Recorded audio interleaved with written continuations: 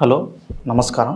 నా పేరు డాక్టర్ ఓబ్లేస్. చిన్నపిల్లల వైద్య నిపుణుల్ని అశ్విని హాస్పిటల్ ఎల్లారెడ్డిపేట. అప్పుడే పుట్టిన పిల్లలు, పురిటి పిల్లల్లో తీసుకోవాల్సినటువంటి ముఖ్యమైన జాగ్రత్తలు ఏమిటి అంటే, బిడ్డ పుట్టిన వెంటనే బిడ్డను వెచ్చదనం చేయాలి. వెచ్చదనం కోసం కొన్ని మెత్తని క్లాతులను ముఖం మాత్రమే కనిపించేటట్టు మిగతా భాగాలను చుట్టాలి. 2, తల్లితో వెచ్చదనాన్ని ఇవ్వాలి. తల్లి ఎదలపై ఇలా బోర్లాగా పడుకోబెట్టి వెచ్చదనం ఇచ్చి మొత్తం కవర్ చేసి ఉంచాలి.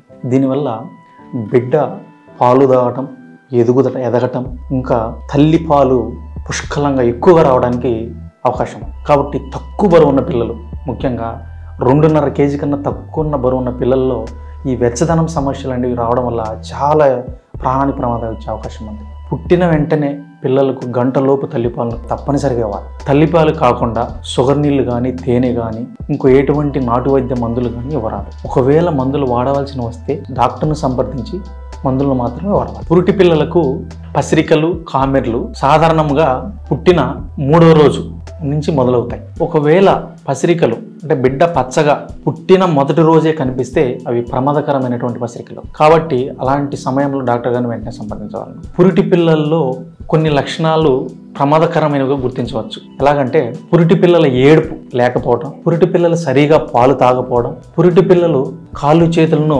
కదిలించకపోవడం. ఇలా ఉంటే ఇది ప్రాణానికి ప్రమాదమైనటువంటి లక్షణాలను గుర్తించి వెంటనే డాక్టర్ గారిని సంప్రదించి చికిత్స తీసుకోవాలి. పిల్లల్లో జ్వరం వచ్చినప్పుడు జ్వరంతో పాటు ఒళ్ళు మీద ఏమన్నా ర్యాషెస్, ముఖము ఒంటిపై ర్యాషెస్ ఎర్రగా దద్దుల్లాగా లేదా మన చెమటకాయల్లాగా ఉండి వస్తున్నట్లయితే ఇవి వెంటనే డాక్టర్ గారిని సంప్రదించాలి. జ్వరంతో పాటు జలుబు, దగ్గు ఉన్నట్లయితే అవి యూజువల్గా సాధారణంగా వైరల్ సంబంధించిన జ్వరాలు అవుతాయి. జ్వరము 3 రోజులకి మించి తగ్గకుండా ఉన్నట్లయితే వెంటనే డాక్టర్ గారిని సంప్రదించాలి. జ్వరం వచ్చినప్పుడు పిల్లల్లో ముఖ్యంగా మనం తీసుకోవాల్సినటువంటి జాగ్రత్తలు, ఎక్కువగా ద్రవ పదార్థాలను ఇవ్వవలసి ఉంటుంది. వాటరు, గంజి, జావా, జ్యూసు ఇలాంటివి ఇవ్వాలి. పిల్లల్లో జ్వరం వచ్చినప్పుడు శరీరంలో నుంచి ఎక్కువగా నీరు అనేది వెళ్ళిపోతుంది కాబట్టి ఆ జాగ్రత్త తప్పనిసరిగా తీసుకోవాలి. దాంతోపాటు జ్వరం మందు పారాసెటమాల్ని ఇవ్వవలసి ఉంటుంది. పిల్లల్లో టీకాలను ఎలా తీసుకోవాలి, వ్యాక్సిన్స్ ఎలా తీసుకోవాలి అంటే, పుట్టిన పిల్లలకు బర్త్ డోస్ వ్యాక్సినేషన్ అని వేయించుకోవాలి. అది యూజువల్గా పుట్టిన వెంటనే కానీ లేదా 3 రోజులు మ్యాక్సిమం వారం రోజుల్లో వేయించుకోవాలి. Next dose of the vaccination వచ్చేసి 1.5, 2.5 నెల, 3.5 నెల వేయించుకోవాలి.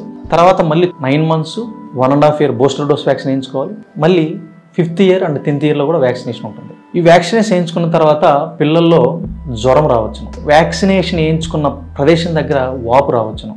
జ్వరం ఉన్నట్లయితే ఎక్కువగా పిల్లలకు హైడ్రేషన్, నీరు లాంటివి ఇవ్వాలి, ద్రవ పదార్థాలు ఇవ్వాలి. ఇంకోటి, ఆ వాపు ఉన్న ప్రదేశంలో ఒక ఐస్ ప్యాక్ అనేది రోజుకు ఒక 3 to 4 times అనేది పెట్టడం వల్ల ఆ వాపు తగ్గుతుంది. ఒకవేళ వ్యాక్సిన్ వేయించుకున్న తర్వాత కూడా పిల్లలు ఎవరైనా ఫిట్స్ కానీ, ఊపిరి తీసుకునే ఇబ్బందులు కానీ, ఒళ్ళు మీద ర్యాషెస్ కానీ వేసుకున్న అరగంటలోపు లేదంటే 2 days లోపు వస్తే ఈ ప్రమాదకాన్ని గుర్తించి డాక్టర్ గారిని సంప్రదించాలి. బిడ్డ పుట్టినప్పటి నుంచి ఎదుగుదల సరిగా ఉన్నదా లేదా అని తల్లిదండ్రులు ఏ లక్షణాలను చూసి వాటిని గమనించవచ్చు అంటే, 1, బిడ్డ యొక్క చూపు తీక్షణంగా చూస్తూ ఫాలో అవుట అనేది 2 నెలలకు వస్తుంది.